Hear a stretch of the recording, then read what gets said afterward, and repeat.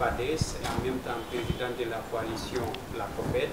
Aujourd'hui, depuis le 5 septembre 2021, à nos jours, c'est près de 100 jours que le CNRD a pris le pouvoir. Dites-nous comment se présente le bilan du CNRD. Écoutez, le bilan des 100 jours n'est pas compliqué.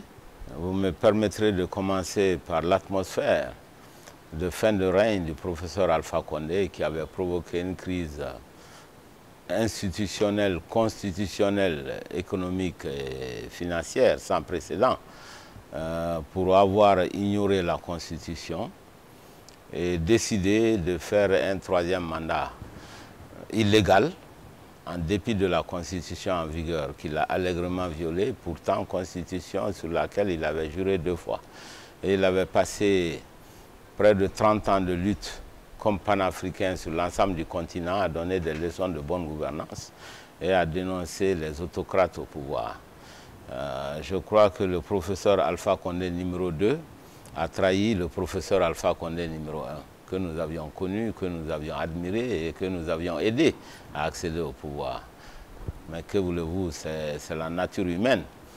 Donc nous étions dans cette crise profonde de troisième mandat avec son cortège de manifestations, de répression, etc. Et il a forcé une nouvelle constitution et il s'est fait élire. Et au lieu d'apaiser le pays après les élections, il est rentré dans une répression contre la classe politique et tous les opposants, avec les emprisonnements, etc. Donc l'atmosphère était déjà très polluée, et c'est dans cette atmosphère que les jeunes militaires ont fait un coup d'État militaire contre un coup d'État constitutionnel qui avait été assumé.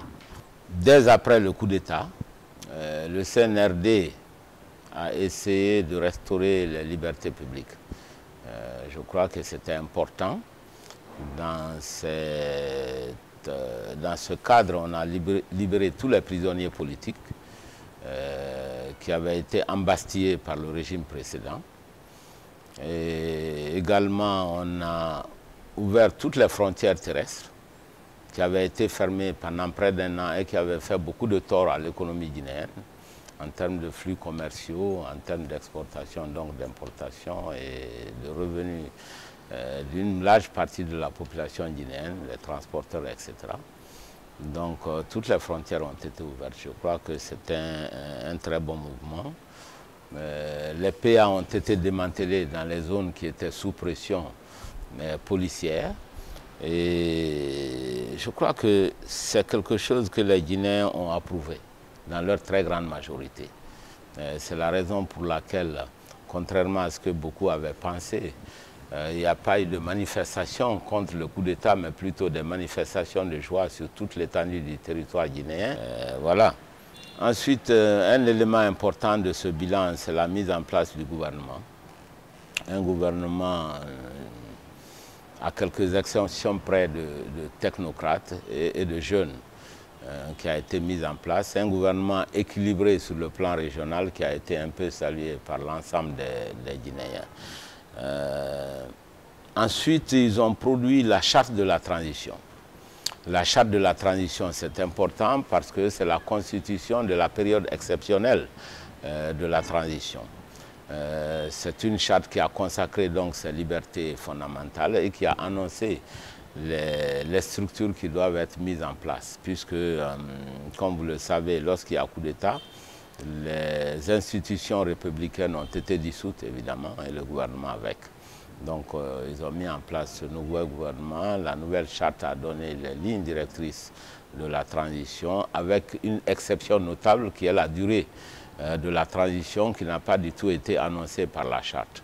Et les autorités de l'État ont annoncé plus tard que ce sera au CNT, Conseil national de transition, de déterminer la durée. Évidemment, ça c'est un sujet à débat, hein. Nous allons revenir là-dessus. Alors, qu'est-ce qui a été encore notable dans cette période? C'est la mise en retraite de 6300 fonctionnaires. C'est simplement, à mon avis, l'application de la loi. la fonction publique guinéenne comprend à peu près 128 000, 130 000 fonctionnaires. Donc tous ceux qui avaient atteint les limites d'âge ou la durée du travail de 30 ans, je crois, ont été mis à la retraite conformément à la loi. Mais ce qui a aussi frappé les esprits, c'est la mise à la retraite de 44 généraux. Bon, qui ne sont pas nécessairement liés au problème d'âge. Je crois que c'est les avatars d'un coup d'État et 44 généraux, c'est pas rien. Je crois que c'était un mouvement important dans la prise de contrôle de l'appareil militaire par les nouveaux dirigeants.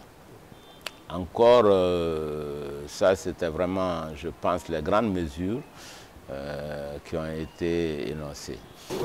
Alors s'il faut revenir sur le bilan toujours, vous avez évoqué la charte de la transition, mais est-ce que vous ne trouvez pas qu'il y a eu quelques incohérences dans la démarche du CNRD, puisque les acteurs politiques, les acteurs sociaux n'ont pas été associés?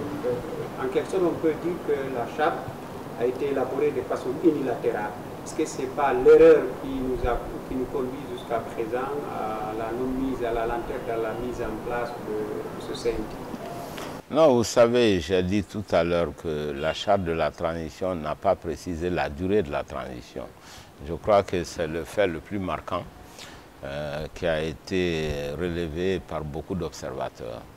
Mais à côté de cela, vous avez raison, la classe politique avait été invitée à déposer les mémorandums, mais ces mémorandums n'ont pas fait partie réellement de la charte de la transition, parce que nous avons déposé pour l'ensemble de nos plateformes un week-end et le lundi déjà la charte avait été publiée.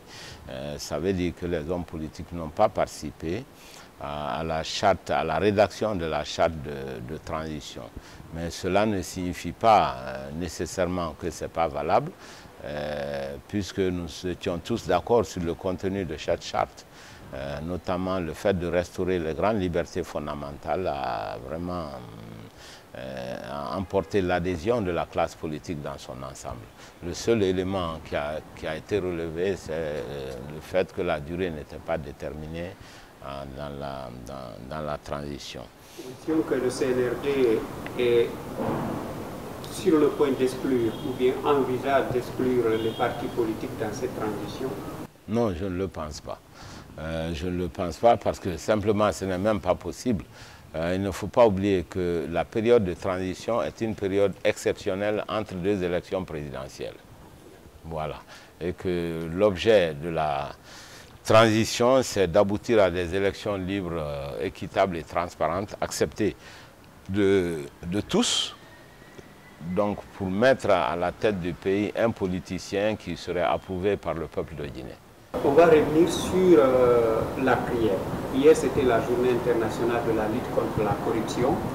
Et la Guinée, selon le rapport de Transparency International 2020, la Guinée se trouve dans le top 3 des pays les plus corrompus dans la zone CEDEAO. Vous êtes un économiste. Comment est-ce que vous présenterez la situation guinéenne en matière de la corruption?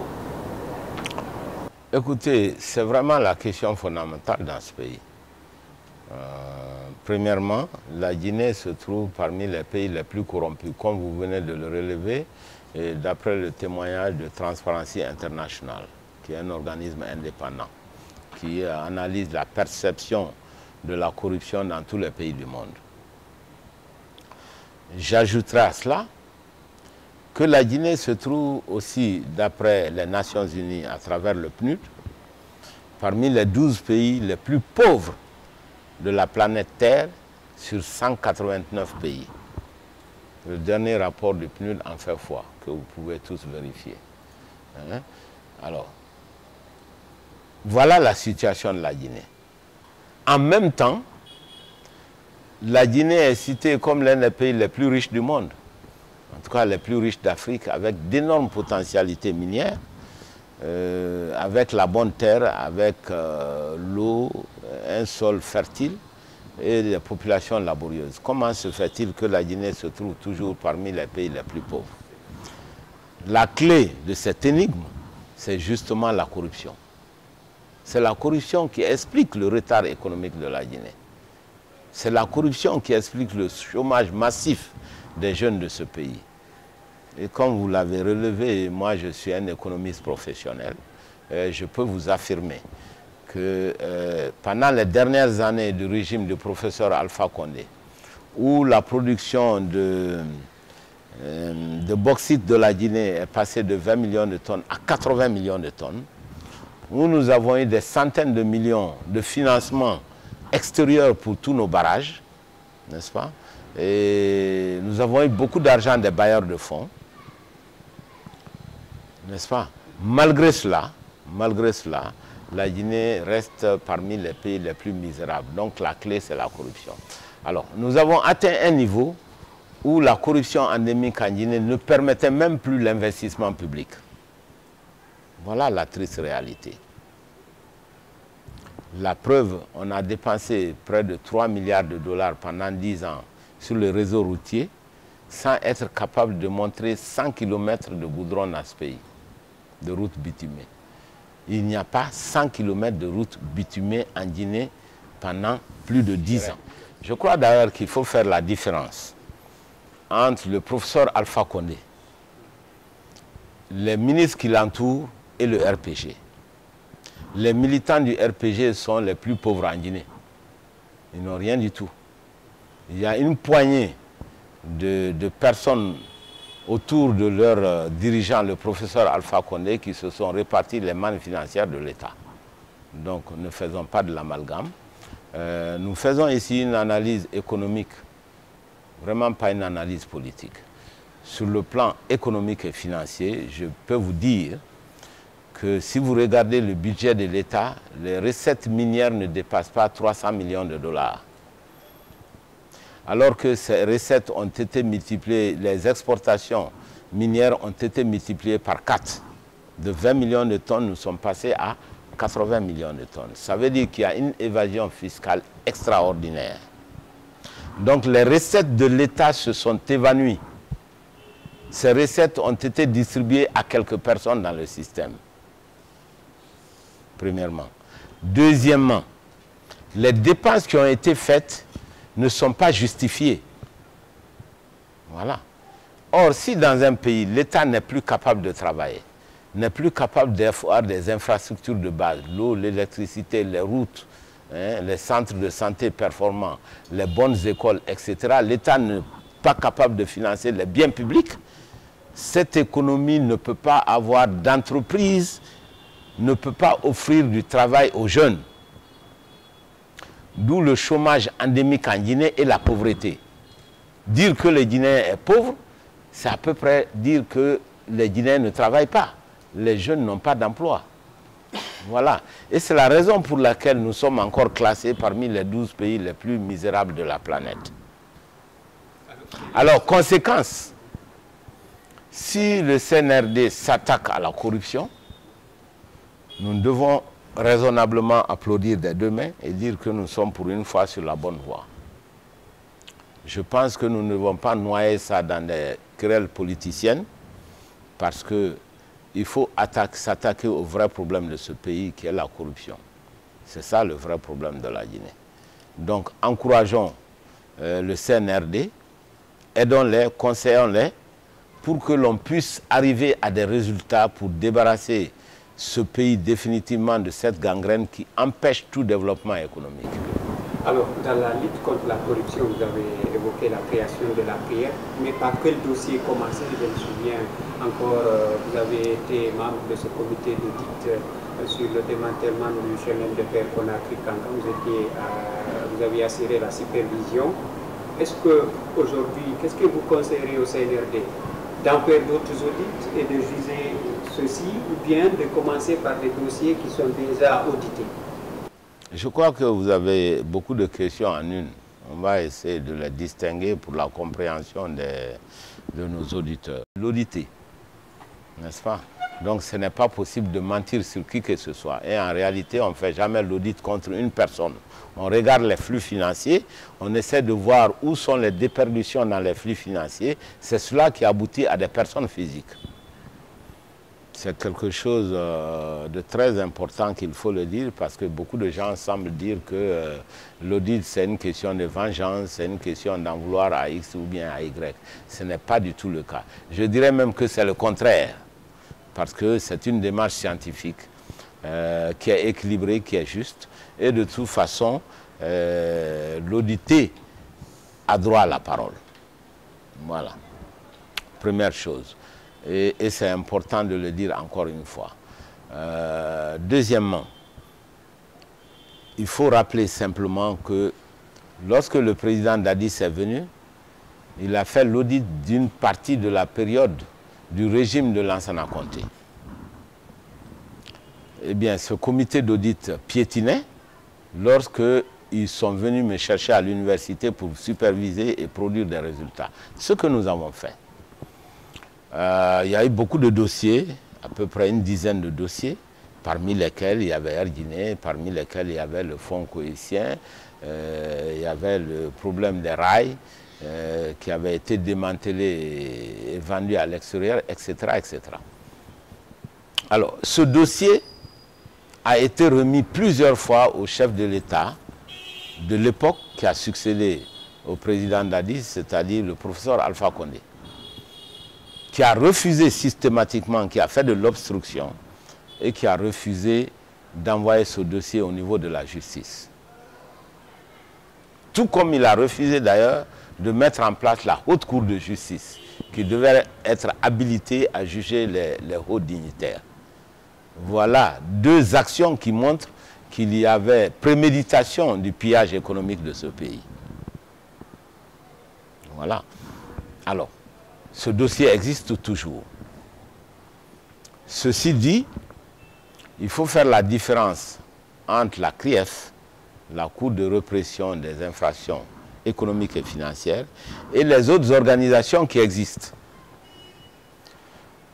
Toutes les autres organisations qui existent, les structures qui existent dans la lutte contre la corruption en Guinée, je les rappelle, c'est l'ORDEF, c'est la Cour des comptes, c'est le Comité national de lutte contre la corruption, c'est l'inspection des finances, c'est l'inspection d'État. Nous avons toutes ces organisations qui sont ce que j'ai appelé la police financière. Ce sont des organisations qui font de l'investigation, qui documentent les délits et les crimes, mais qui s'arrêtent là. À partir de là, ce sont ces résultats qui doivent être soumis au corps judiciaire, qui n'existaient pas. Alors, la Cour des comptes, c'est juste un organisme d'investigation, malgré le nom cour. Ce n'est pas du tout un tribunal. Donc, c'est la même nature que les autres organisations. Il fallait envoyer à la justice, mais il n'y avait pas de justice parce que ça avait été bloqué volontairement pour pouvoir voler en toute impunité. C'est pour cela, c'est tellement important qu'on ait créé la CRIEF, puisqu'on n'avait pas pu créer la haute cour de justice. Maintenant, l'arsenal est complet. Donc, il faut engager sans délai les audits sur tous les dossiers qui nous tiennent à cœur, qu'il s'agisse des dépenses mal faites ou qu'il s'agisse des recettes qui sont détournées. Maintenant, on m'a souvent demandé par quel dossier il faut commencer. Et je renvoie toujours la question au niveau individuel. Si vous avez un voleur récent et un ancien voleur, par qui vous devez commencer? C'est-à-dire, si hier soir on a cassé votre porte, on a pris votre télévision et les montres et tout ça, et si le lendemain vous voyez le voleur, vous n'allez pas dire « Ah non, attendez d'abord, il y a quelqu'un d'autre qui m'a volé il y a 2 ans, je vais aller chercher cette personne avant de vous attraper. » N'est-ce pas? Donc la simple logique nous montre simplement que les dossiers qui sont frais, il faut commencer par là et tout de suite. Et ensuite, on peut remonter dans le temps. Parce qu'il n'y a pas de prescription pour les délits économiques. Là aussi, je me rappelle que dans la Constitution de 2010, il était dit que les délits économiques sont imprescriptibles. Dans la nouvelle Constitution du professeur Alpha Condé, ce passage a disparu. c'est vraiment un indice pour dire que tout ce pillage-là avait été pensé, organisé et exécuté. Voilà. Donc, je pense que c'est des discussions certes utiles, mais commençons tout de suite par ce que nous avons sous la main. Mais je rappelle également que l'audit que nous avons supervisé est à la disposition encore du gouvernement, de ce gouvernement, tout comme les audits que les techniciens vont entreprendre dans les jours à venir. Voilà. Une dernière question, c'est est-ce que cette mise à la retraite de ces 6300 fonctionnaires est une solution à la création de l'emploi pour la jeunesse guinéenne? Alors, c'est une excellente question, parce que les gens pensent que si on envoie beaucoup de personnes à la retraite, on donne une solution à la jeunesse de Guinée en termes d'emploi. Eh bien, ce n'est pas le cas du tout. Regardez simplement les chiffres. L'ensemble de la fonction publique en Guinée, c'est 128 personnes sur 13 millions d'habitants. 128 000 personnes sur 13 millions d'habitants, c'est très très peu. Et si vous prenez la population jeune en âge de travailler, vous verrez que c'est comme une goutte d'eau. C'est pas parce qu'on a renvoyé 6300 personnes à la retraite qu'on va les faire remplacer par des jeunes que l'on va résoudre le problème de l'emploi. Pas du tout. Ce n'est pas 6300 emplois dont les jeunes de Guinée ont besoin. C'est des millions d'emplois. Ouais. Alors c'est très important de le dire. La solution commence maintenant. Essayons d'enrayer déjà la corruption. Si on combat la corruption, l'État aura assez de ressources pour faire les infrastructures de base d'une économie. L'eau, les routes, l'électricité, financer l'éducation et la santé, mettre en place des bonnes infrastructures de sécurité et de justice. Voilà le rôle de l'État. Quand ça c'est bien fait, ça veut dire que l'environnement est propice pour qu'il y ait beaucoup d'entreprises. Ce sont ces entreprises qui vont offrir des millions d'emplois aux jeunes de Guinée. Voilà la solution. Donc combattre déjà la corruption, c'est aider à la création d'emplois. Parce que tout est lié. Voilà. Et que le pays étant bloqué à cause de cette corruption, il n'y aura jamais d'emploi. Les jeunes vont continuer à être au chômage. Voilà. Donc, nous sommes dans une économie libérale. C'est le secteur privé qui crée des emplois. Les emplois créés par l'État dans le cadre de la fonction publique, c'est un tout petit nombre. C'est un tout petit nombre. Donc, encourageons le secteur privé. D'abord, il faut que l'État fasse son travail de production des biens publics, qu'on encourage le secteur privé, et quand il y aura des millions d'entreprises, eh bien, la jeunesse de Guinée trouvera des débouchés. Elle pourra travailler et ça va nous empêcher de voir ce que nous venons de voir. Parce qu'aujourd'hui, j'ai encore appris que 65 jeunes Guinéens sont morts dans la mer en partance pour l'Europe.